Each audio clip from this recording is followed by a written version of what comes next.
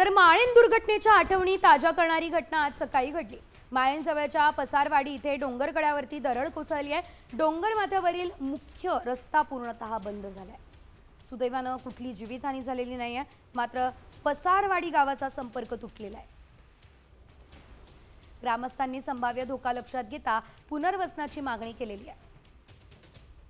शिवाय चर्चेपलीकडे काहीही झालेलं नाही। आज सुदैवाने काही अघटित घडलं नाही, मात्र प्रशासन माळीणसारखी दुर्घटना घडण्याची वाट पाहते का, हा सवाल आता उपस्थित केला जातोय। काय झालं, हा रस्ता सुरू झाला तर आता हे जागजागी आता बघा हे जागा हे ना त्याच्यामुळे मग ती जागा तुटली गेली। आता ह्या इथं आपण आम्ही उभे वरच्या साईडला आमची दोन घर आहेत, पसरवाडची दोन घर आहेत। तर बघा मागच्या पाण्यामध्ये ते भेगा पडले होते। आता ते पीडब्ल्यूचे ते पठाडे साहेब इथं आले होते, ते ठेकेदार होते आपला वैभव वळसे साहेब, त्यांना घेऊन आले। आम्ही सांगितलं म्हणलं साहेब ही परिस्थिती अशी आहे, ते धोकादायक आहे। तर त्यांनी पाहणी करून गेले, ते म्हणले आम्ही आलोय तर बीच बांधतो, पण ते अद्याप काय परत आले नाही।